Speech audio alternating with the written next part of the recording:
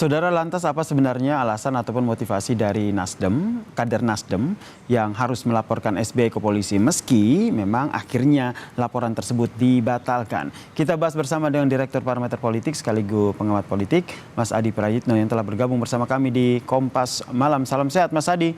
Mas Andi, Anda menilai tindakan Nasdem sampai punya niat mau melaporkan SBY ini seperti apa? Ya, saya kira dua hal. Pertama ada yang substantif, yang kedua ada yang politis ya. Yang substantif itu tentu karena memang Nasdem melihat bahwa Pak SBY mungkin dianggap sangat keterlaluan, memberikan informasi bahwa seakan-akan Pak Anies Baswedan telah menginformasikan akan ada deklarasi di awal September, dan bagi Nasdem mungkin itu dianggap tidak valid dan mungkin dianggap tidak benar ya. Yang kedua tentu ada alasan-alasan yang politis, Mas ya. Karena apapun judulnya, serangan-serangan politisi-politisi Demokrat ke Nasdem dan PKS ini kan cukup sadis ya, disebut sebagai pengkhianat, musang berbulu domba dan seterusnya dan seterusnya. Hal-hal politik yang semacam ini sepertinya membuat sejumlah kader-kader Nasdem juga pastinya mendidih gitu ya, karena merasa dituduh, merasa disudutkan.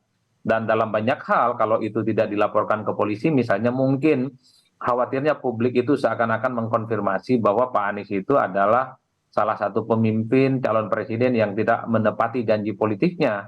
Apalagi per hari ini kan sudah memasuki tahun politik ya, yang tentu saja pernyataan pengkhianat, musang berbulu domba itu secara tidak langsung kan mendowngrade Oke. kredibilitas Pak Anies sebagai calon presiden di 2024 yang akan datang. Oleh karena itu, itulah yang saya lihat lebih kepada hal-hal yang sifatnya politis ya. Kenapa Ada hal-hal politis yang terdapat dalam rencana laporan ini ya, meskipun akhirnya sudah dibatalkan. Kalau menurut Anda, hemat Anda, ini pribadi dilaporkan oleh Sahroni atau memang atas nama Partai Nasdem sendiri sudah mengetahui rencana dari pelaporan yang dilakukan oleh Sahroni ini? Ya, kalau kita melihat kecenderungannya kan yang ingin melaporkan Ahmad Sahroni atas nama pribadi ya. Tapi bagi saya soal pelaporan ini tentunya tidak mungkin atas nama pribadi. Mengingat Pak Sahroni ini kan adalah orang penting, elit penting yang saya kira memang posisinya juga sangat prestisius di Nasdem. Jadi yang dilaporkan itu pastinya atas nama partai nantinya. Oleh karena itu inilah yang kemudian memantik kegaduhan beberapa hal beberapa hari ini ya. Tapi yang paling penting sebenarnya ini kan ada pesan politik kepada SBY, pesan politik kepada Partai Demokrat. Jangan terlampau berlebihan menyerang dan mendowngrade Anies Baswedan dan Partai Nasdem.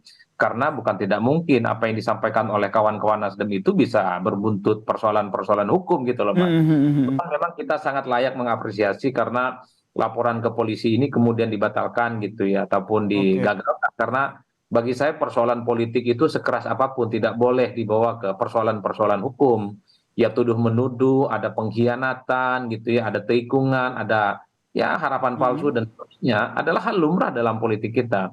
Jadi ke depan Jadi bagi menurut Anda, Mas Adi, ini adalah hal yang wajar ingin melakukan pelaporan atau ini terlalu berlebihan ya, bagi saya terlampau berlebihan ya kalau peristiwa-peristiwa politik itu harus dibawa ke persoalan-persoalan hukum. Bahwa di politik misalnya kita sering mendengar istilah dikhianati, istilah dikibuli, istilah ditelikung gitu ya. Itu adalah perkara biasa. Oleh karena itu selama statement-statementnya itu tidak mengarah kepada konflik, permusuhan, dan menimbulkan isu-isu sara misalnya, sepanjang itu juga saya kira memang laporan-laporan kepada pihak polisi itu bisa dihindari. Itu yang pertama, Mas. Yang kedua, saya kira memang para politisi kita ini juga harus mulai belajar ya untuk mengurangi hal-hal yang sifatnya provokatif.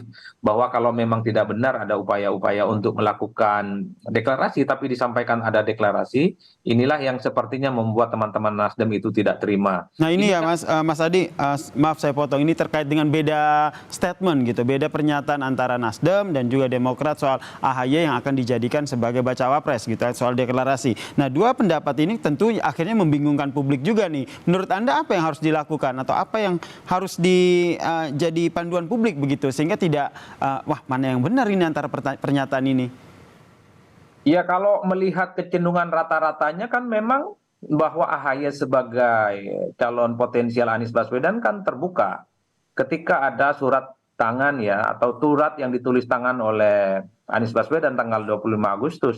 Tapi kan dalam politik itu, Mas, Anies itu kan tidak bisa mewakili dirinya. Anies itu apapun adalah orang yang kemudian sempat dideklarasikan oleh Nasdem untuk maju di 2024. Sekalipun Anies misalnya punya ketertarikan untuk mengusung AHY sebagai calon wakil presidennya, tapi Anies tidak bisa melampaui Nasdem dan tidak bisa melampaui Surya Paloh yang saya kira merupakan partai politik utama yang memajukan Anies sebagai kandidat capres. Jadi inilah yang sepertinya membuat polemik tidak berkesudahan. Satu sisi mungkin surat yang ditulis oleh Anies ya, tanggal 25 Agustus yang berupa tangan tulisannya itu adalah sebagai bentuk bagaimana Anies itu menginginkan AHY sebagai wakilnya. Tapi memang agak berbeda dari Nasdem yang memang sejak awal tidak terlampau memberikan rasa respek kepada AHY untuk bisa maju di 2024. Bantahan-bantahan semacam inilah yang saya kira sedang ditangkap oleh publik, bahwa AHY itu sebenarnya disukai oleh Anies, tapi mentok di Nasdemnya. Bantahan politik yang begitu keras, begitu ekstrim yang disampaikan oleh Demokrat sebagai bentuk amarah, sebagai bentuk kegeraman inilah yang sepertinya ingin dilaporkan oleh kawan-kawan Nasdem sebagai bentuk tidak terima. Karena dalam politik ya soal ya bohong-bohong dikit, nilikung-nilikung dikit adalah hal-hal biasa gitu Mas, yang tidak perlu diseriusi apalagi misalnya dibawa kepada ranah hukum. Jadi tradisi politik kita memang kalau mau jujur janganlah sampai ini berujung pada persoalan-persoalan yang keluar dari substansinya. Hukum, hukum, dan hukum. Kalau bicara hukum sudah bicara tentang hitam dan putih, tidak bicara tentang dinamika, tidak bicara tentang bagaimana hubungan antar partai. Oke, jadi menurut Anda ke depannya ini sudah selesai begitu ya rencana pelaporan oleh kader Nasdem ini?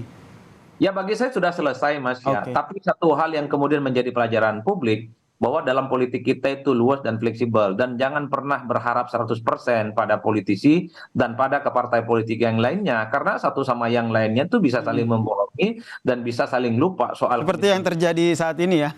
Betul, apalagi misalnya komitmen politik itu hanya sebatas omongan gitu ya, tidak melibatkan kelembagaan, tidak melibatkan berbagai pihak, maka sepanjang itu juga dalam politik itu bisa diingkari. Saya sama Mas Yasir bilang, besok Anda akan jadi wakil saya, besok pun bisa dibatalkan oleh yang lain, karena tidak memiliki ikatan politik yang cukup kuat. Di politik hal semacam ini perkara biasa, cuman memang publik ini kan seakan-akan melihat persoalan politik kita seperti melihat agama dan kitab suci ya, hitam putih. Jadi sekalipun apapun yang dikatakan, ya itulah harus dijalankan. Kalau besok Anda saya nyatakan sebagai calon wakil, maka besok pun Anda harus ikut dan memenuhi aturan itu. Tapi di politik Mas, apa yang disampaikan belum tentu dilaksanakan. Apa yang diucapkan itu justru kebalikannya. Bilang iya padahal di belakangnya tidak. Berarti publik juga harusnya tidak ikutan baper begitu ya dengan dinamika politik yang terjadi ya Mas Adi ya?